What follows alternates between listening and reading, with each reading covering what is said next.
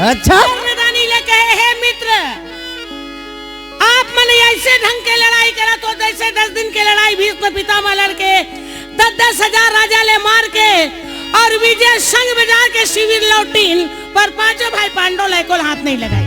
वाह भाई वाह। 5 दिन के लड़ाई गुरु द्रोणा की, बाण के वर्षा मुर्दा के ढेर लगा दी। अच्छा पांचों भाई पांडव ले को हाथ। वाह भाई वाह।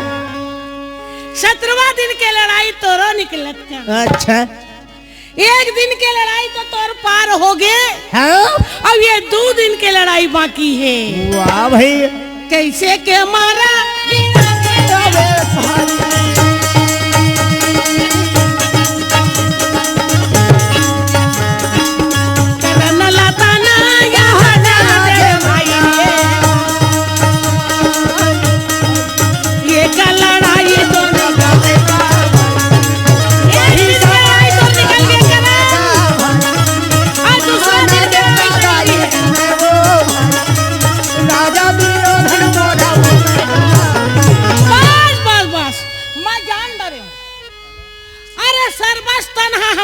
है। अच्छा लड़े पर बांध तरकस तक हमरे चाहे, पर तुम्हार मन के जो आत्मा है वो पांडव के तरफ। वाह भाई वाह। तबे तो भीष्म पितामह छोड़ दी।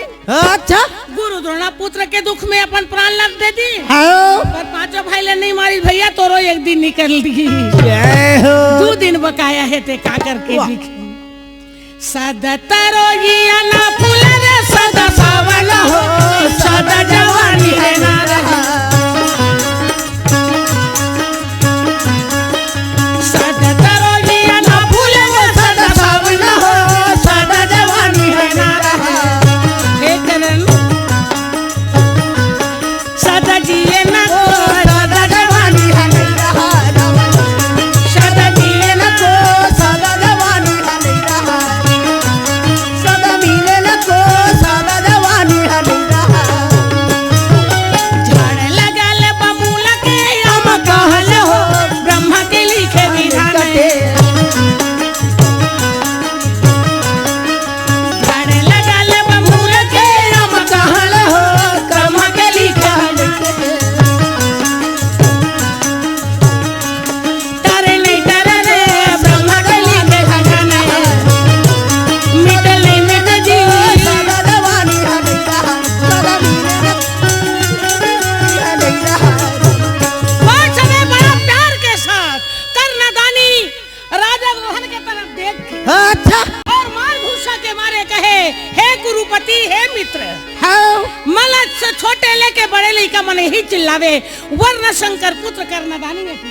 वाह भाई वाह। तौन समय बोला अंग देश के राजा बनाए और माथे में मुकुट और बुलंद के तिलक लगाए, कहे राजा देकर सती लड़े बराए हवा।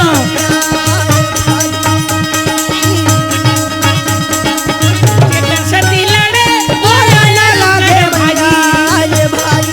मैं तो निर्दोष वही समय करा मेरा वो राजा दुर्योधन मोरा बहना बचला मोरा। करण हाँ राजा दुर्योधन ला धीरज धरे अच्छा और चिल्ला के चारों तरफ देख के कथे, का सुन लो यहाँ सब बड़े बड़े राजा महाराजा आए हो। हाँ भाई। घोड़ा वाले घोड़ा, गजेंद्र वाले गजेंद्र, पैदल वाले पैदल और रथ वाले रथ तैयारी करो। हाँ भाई। आगे आगे मोर रथ चल ही और मोर पीछे मसारी सेना। वाह भाई वाह। राजा के राज में रहना है तो हाजी हाजी कहना है। हाँ भाई। कौन है नहीं कहे ककर। वाह भाई वाह। तब बचाना चला चारा ये जी राजा घोड़ा रे सजा तब चल चला चारा ये काका राजा घोड़ा पाटी बजा पाटी भैया भैया। अरे भागे घोड़ा चपटी चपटी।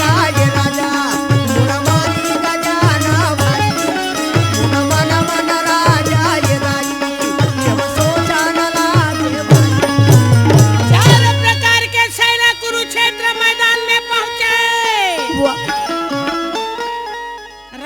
दुर्योधन के ताना लग सुने रहे करण हा। अच्छा तब जाके कुरुक्षेत्र मैदान में कहा सोच बाय रहे हाँ भाई चिल्ला के कहते अर्जुन अच्छा कहा भीष्म पितामह या गुरु द्रोणा के हाथ ले बच गए हाँ पर आज मोर हाथ ले बचाए बर वरुण कुबेर इंद्र भी आ जाही हाँ। पर भी तोर प्राण बचना मुश्किल जाही हावे ए अर्जुन अरे कहाँ हो सामने आओ सामने बार बार सामने के बात सुनीस अच्छा तो मुरलीधर कन्हैया के आंख लाल हो गए हाँ भाई पकड़े हाथ में बागडोर ओ तो धीरे धीरे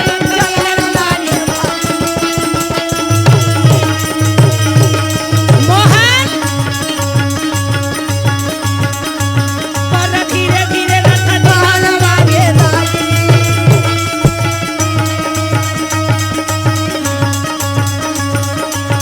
रथ घुमा के ले जाता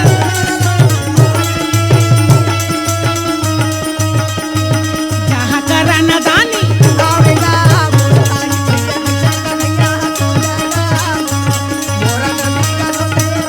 अरे खींच बागडोर रथ ले खड़ा कर दी अच्छा बांधारी अर्जुन करण लगते करण अजी ए करण भाई अपन आपला शेर मत समझ यार हाँ शेर के सामने जब सवा से लड़े पर तैयारी होते ना हाँ भाई। तभी लड़ाई में मजा आता तोर भुजा में ताकत और हिम्मत है हाँ। तो लड़े पर तैयारी कर बड़बड़ा मत ठीक है बात ले सुनी तो करण कथे अर्जुन हाँ यही पता लगाए के खाती तोला सामने में लाए खाती मैं ताना मारे रे वाह भाई वाह दोनों निकाल त्रोण ले बाण और कहा अर्जुन गांधी धनुष में तान। हाँ दोनों के निशाना ये क्षमाना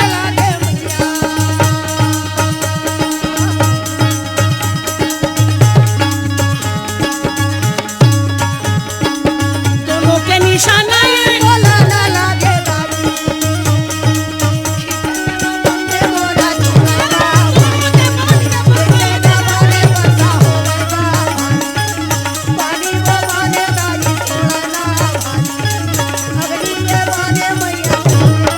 दोनों के बन के बरसा मुर्दा के ढेर लगे रहे अच्छा विमान ले छोड़ के देवता मन भगावे का वाह। हमर जीवन नहीं बात है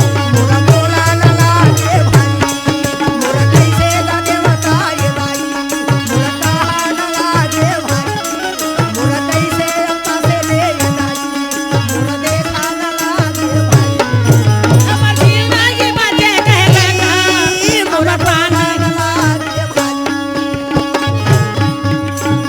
हमर जीवन नहीं बातें कहे भाई रे हमर प्राण न बाजे मोरा भागा भागे मोरा धारे भागो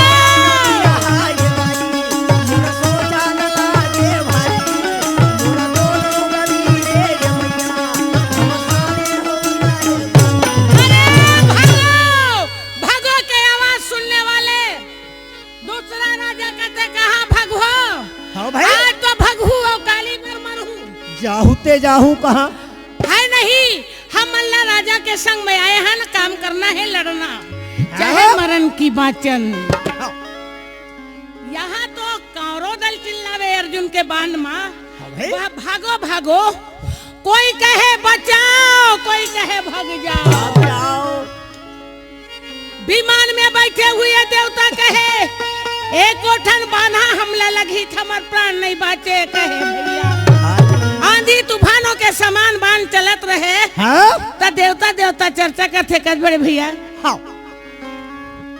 ऐसे बाण चला थे दोनों दल में हाँ भाई कि आने वाले परले आजे हो जही का तब कहते परले जब हो जही हाँ तो जीत और हार का कर हो ही काकर हो ही ये तो समझ में नहीं आई हाँ। तो तीसरा देवता कहता यहाँ पागल है बड़े भैया अरे जहाँ धर्म है वहाँ कृष्ण और कृष्ण है वहाँ विजय होने में संदेह ना भोला ला पूछे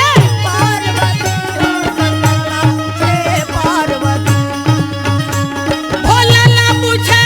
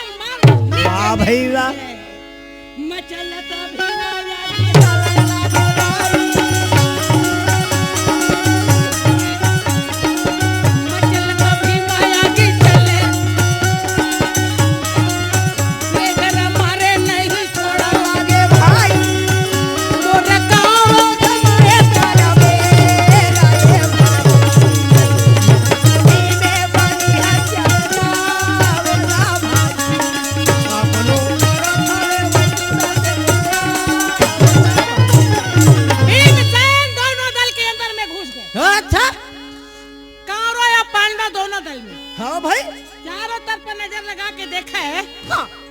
मैं तो सोचत रही हूँ कौरवन सामने आई। हाँ पर ये सेना सेना दिखते कौरवन गए तो गए कहाँ। हाँ भाई जब तक ले यदि मैं उपद्रव नहीं करूँ हाँ तो ये कौरवन सामने नहीं आवे। ये भीमसेन दोनों सेना के बीच में घुस गए।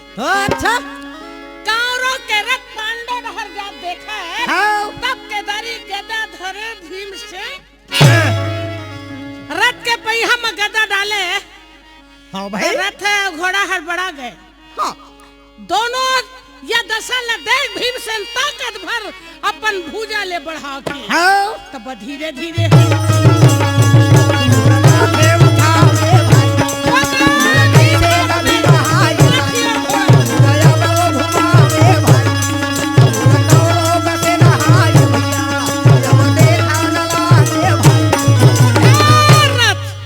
दूसरा रथ के ऊपर में फेंक देवे।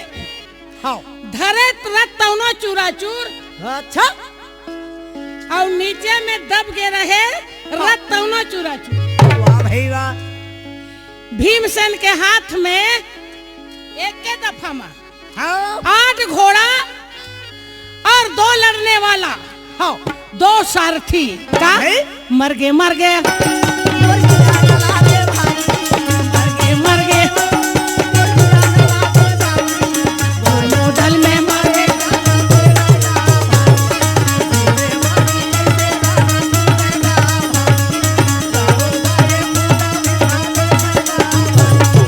दोनों दल में मची लड़ाई। मारा काटत भीमसेन जब आगे चले। अच्छा एक नहीं दू झल्ले पछा। अब बेचारा मन जमीन में दबे दबे हाँ चिल्लावे बचाओ कोई है बचाओ। तो भीमसेन कहे बुलाओ। वो बचाने वाले ले कम से कम सामने में तो लाओ देखी दशा भीमसेन एक तरफ मारे बर तैयारी। हाँ कौरव दल चिल्लावे भागे बचाओ बचाओ। भागो सुन के दूसरा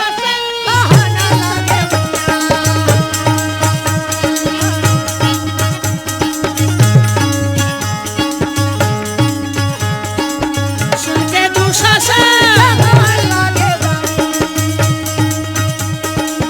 बगैर मारे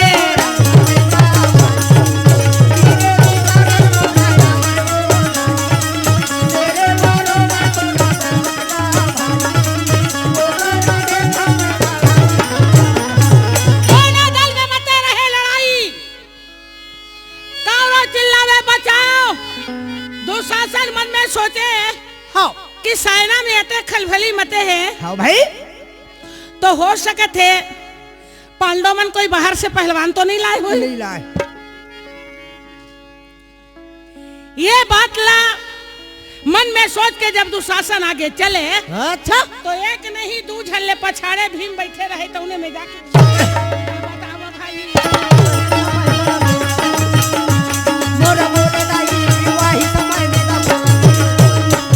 अरे देख के राजा ये भाईला बदन देखो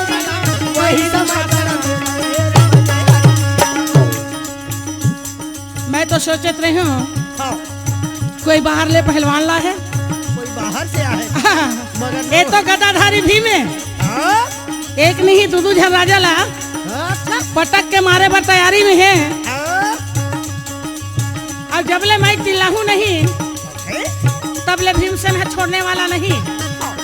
पीछे तरफ ले हाँ दुशासन अरे मारा चिल्ला कर बोलेगा कर मारो हमारा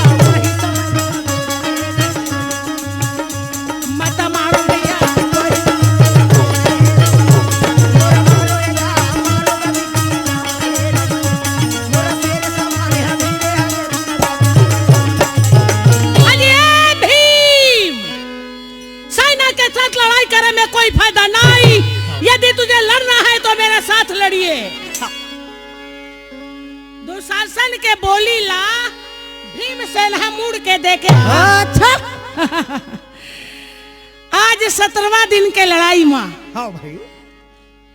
पहला मेल मुलाकात दुशासन के साथ हो गए है। हाँ है तो ये बेचारा मल्ला मैं मार के क्या करूं? काय उठ करी हम? मल्ला उठा के धक्का मार के कहे अरे जाओ काय बोकर बोकर देखा थे। हाँ मोर संग लड़ने वाला तो मोर पूछू में खड़े है। मुड़ के भीमसेन हाँ चिल्ला के कहे दुशासन हाँ 17वां दिन के लड़ाई माँ आज हमार तोर मुलाकात हो है। हाँ भाई आमने सामने। बोल लड़ाई कैसे करवे? हाँ भाई। तो दुशासन सोचे बाप रे बाप एकर संग माँ लड़ना मतलब जान गंवाना है। गवाना है। गदा युद्ध कहा था तो द्रोणा से अलग सीखे है और भैया बलराम करे अलग जाके सीखे है। हाँ गदा युद्ध में तो भीम के सामने में बिल्कुल जीरो हम तो गदा युद्ध नहीं कर लड़े कर संग। हाँ तो भीमसेन झट से बोली तेकर बात के उत्तर दुशासन कहे अरे गदा युद्ध नहीं भैया लड़ना है तो हम दोनों मलयुद्ध हो जाए। बात ला सुनी तो भीमसेन एक दिन गदा है हाँ और दुशासन तक अपन गदा ला और दोनों के दोनों सामने में आते। हाँ तब जंघारे ठठारे दोनों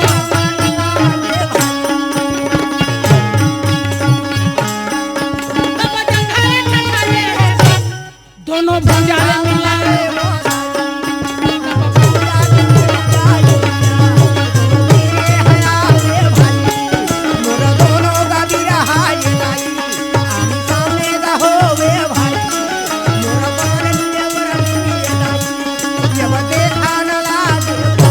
दोनों के हाथ एक समान जमे रहे आगे या पीछे दोनों के पैर लगे रहे काका। अच्छा दोनों जब ताकत लगा के धक्का मारे हाँ तब धक्की के धक्की धक्का मारे रहे। उठा नीचे में दबोच के टांग मार छाती में बैठ उठा के भुजा और दुशासन ला कहे अरे और नीचे दुशासन हाँ भाई। एक कौरव पांडव दोनों दल में कोई है है बचाने वाला तो आइए प्राण मेरे के साथ। बचाने वाला जो लता याद कर ले। हाँ भाई। दुशासन बोले बचाओ अरे कोई है बचाओ पर वहां कौन सामने आने वाला है? हाँ भाई होना ही ओकर आगू में खिसिया गए तब के दारी भीम फिर गए कौरव पांडव हाँ दोनों दल में कोई है जो दुशासन के प्राण के रक्षा कर ले। हाँ अर्जुन कथे कौरव ला कहे तो कहे हाँ भाई। ये पांडव दल तक चिल्लावत है पांडव दल में चिल्ला तब का मैं चूड़ी पहन के हूं का गांडी धनुष ले उठा बाण में त्रोण ले बाण निकाल के धनुष में चढ़ा के कहे हे कन्हैया हे गिरधारी हे बनवारी मोर रथ ले दबा के भीम के आगे ले चल। हाँ भाई। एक था दुशासन लकानी पछाड़ ले है हाँ भीमसेन कौरव या पांडव दोनों दल्ला ललकारा थे। हाँ भाई। तो का मैं हाथ में चूड़ी सजा के रखे होंगे। नहीं भगवान सहा कृष्ण नहीं। अर्जुन के बोली ले सुन के पीछे मुड़ के देखे हाँ। और कहे अर्जुन तय क्या करत हस? हाँ भाई। ये समय भीमसेन के ताकत के अंदाजा तोला नहीं है नहीं है तो मैं बताऊं का तब करत मैं धुरुला भेटे अर्जुन तब करत मैं धुरुला भेटे और नरसिला भेटे खंभा बोई रे बिन तसौरीला भेटे चौटला भेटे गंगा बोई रे बिन तसौरीला तब करत मैं धुरुला भेटे तब करत मैं नरसिला भेटे खंभा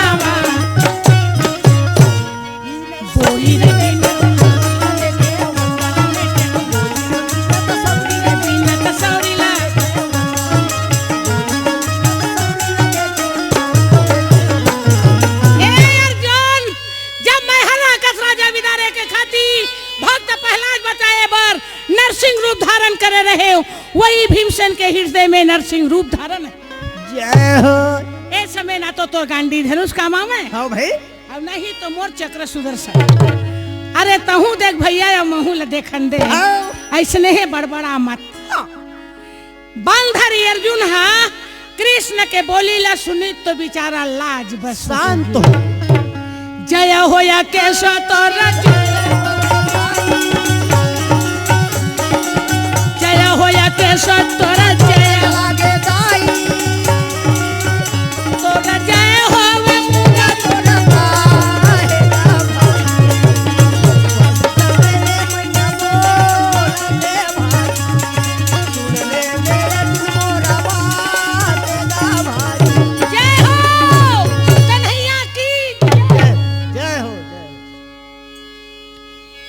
श्री कृष्ण जी अर्जुन ले धीरज धरावे हाँ और भीमसेन नकुल ला कथे नकुल हाँ। कथे का बोकर बोकर देखा था सर हाँ भाई इतिया तब वो कथे काबर भैया हाँ। अरे जल्दी जा कहा देवी द्रौपदी ला रणवास ले बुला के कुरुक्षेत्र मैदान में। यान ये दशा ला देखी तहाले नकुल मार पल्ला दौड़ा हाँ तब चले के तैयार मोरा जाना न लागे भाई मोरा गिरे न कुलहाय दाई मोरा भाला न लागे भाई मोरा मामा के भवन में दाई मोरा हमरा बजाओ अब ये द्रौपदी सुन के द्रौपदी दरवाजा ला खोले तो नकुल ला देख के आग बबूला हो गए। अच्छा ए नकुल तुमन ला थो जर को भी लज्जा और शर्म नहीं है का? हाँ भाई लड़ाई के जगह ला छोड़ के घर में रोटी खाए बर आगे सीधा घर में अंदर घुस गया।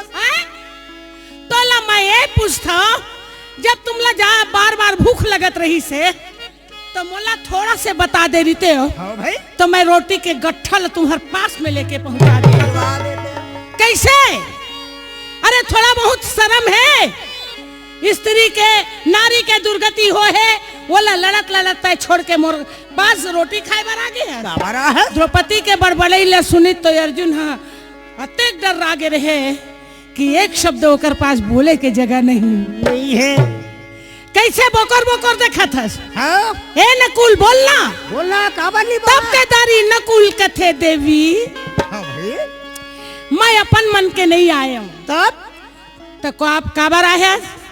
मैं अपन मन के नहीं आया हूँ गदाधारी भीमसेन पठाए हवे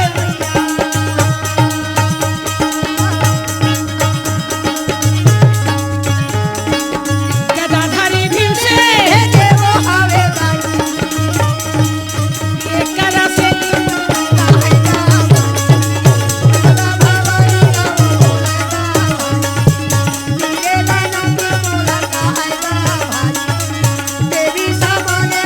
ये समय गदाधारी भीमसेन भेजे तो द्रौपदी कथे काबर भेजे है? हाँ भाई अरे कोई कारण हो ही तो ला भेजे की ते चुपचाप सुनबे तब तो मैं बताऊं। हाँ भाई तोर बोली ला सुन के तो मोला धक धक लागत है एक हार सुखाओ। मोला डर लागत है हाँ आज भी है आदि नारी धमका चमकी लगाई तो पुरुष मन बोकर बोकर देख के अब बेचारा मन धकर धकर होवत रहे अच्छा तो कथे भीमसेन हाँ नकुल कथे द्रौपदी भीमसेन भैया है ना?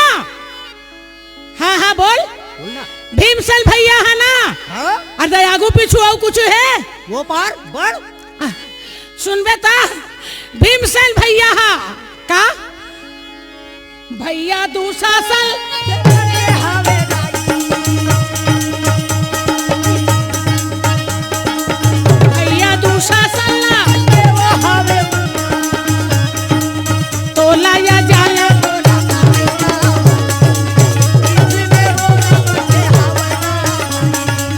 तुमने समय करावे लगा भाई तबा देना द्रौपदी ए द्रौपदी दुशासन के भुजा उखाड़े बर भीमसेन तैयारी करे है और तोला जल्दी जल्दी बुलाए है। हाँ भाई भीम के बात ला सुनीस दुशासन के भुजा उखाड़ा थे बात कान में आवाज आई तो एक एक ठन केस ले पकड़ ली। हाँ भैया तो बताओ रे औरा दुनिया मोरा जाना न लागे क्या है?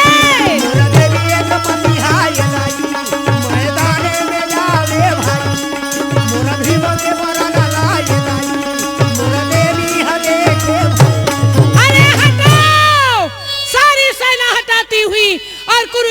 मैदान में जा पहुंची। अच्छा द्रौपदी के बरनिया रूप ले देख के बड़े बड़े राजा रास्ता ले छोड़ा था काका। देवी द्रौपदी खाना लागे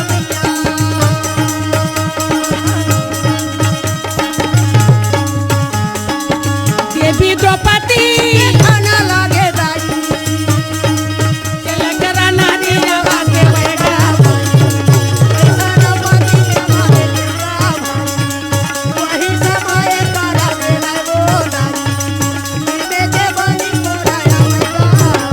द्रौपदी बोले जय हो गदाधारी भीमसेन की जय हो, कुंती पुत्र की जय हो, विकोदर की जय हो। आज मोर तड़पते हुए आत्मा ले शांति करे भीमसेन तुम्हारी जय हो। वाह भाई वाह बात न सुनी भीमसेन दबाई और उठा तब पकड़ मार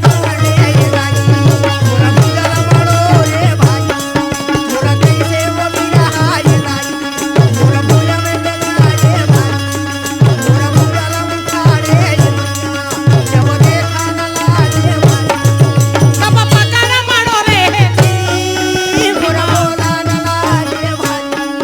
तब पकड़ मारो रे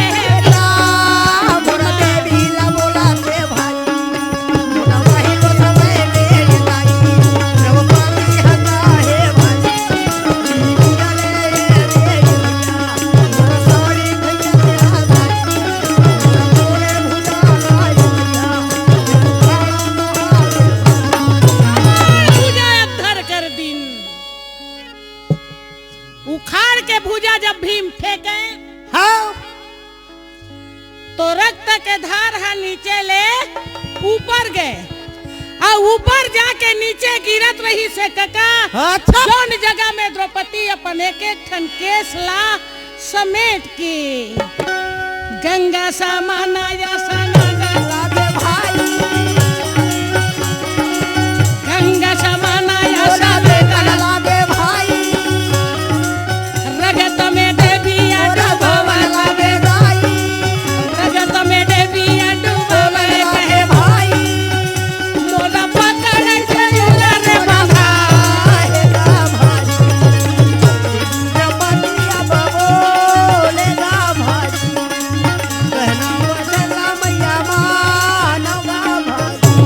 पकड़े रक्त में डूबे रहे देवी द्रौपदी।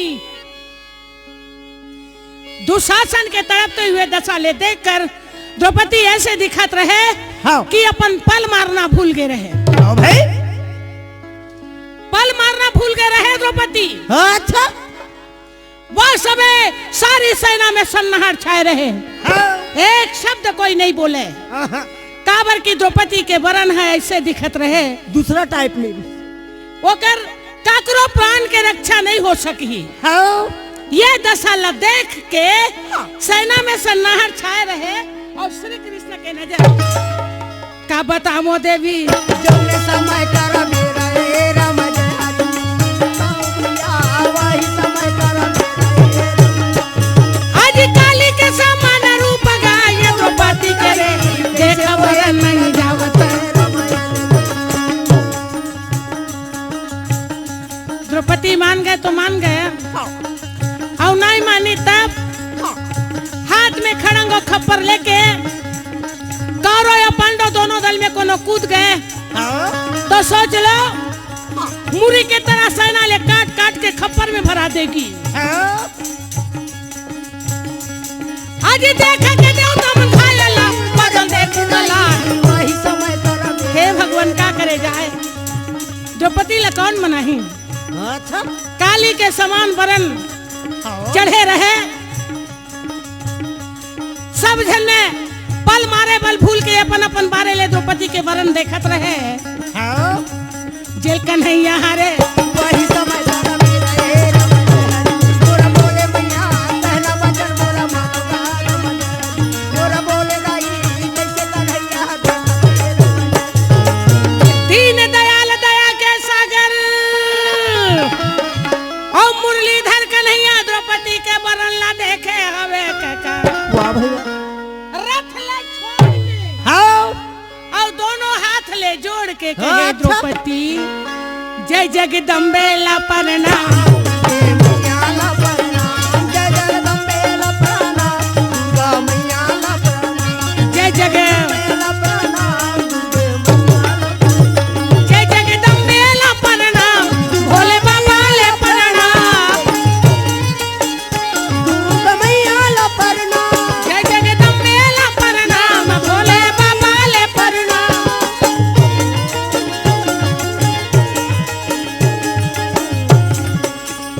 दुर्गा मैया ले प्रणाम मैया ला प्रणाम जय जगदम्बे ला प्रणाम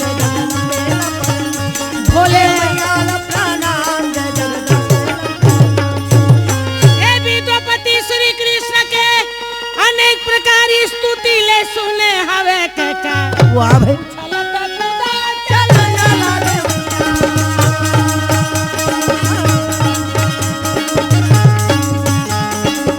उछलत कूदा चला ना लागे दाई जय होया देवी मोरा जय जावेगा भारी देवी द्रौपदी दाई जावेगा भारी वही समय करा बेरा वो दाई आनंद गाना मैया होवेगा जय हो ये कहकर जगह जगह चिल्ला के लोग जय जयकार के डंका बजावे आकाश ले फूलों के वर्षा बरस के और देवी द्रौपदी ले जय जयकार के आवाज देवे जय हो बोल दो वृंदावन बिहारी बिहारी लाल की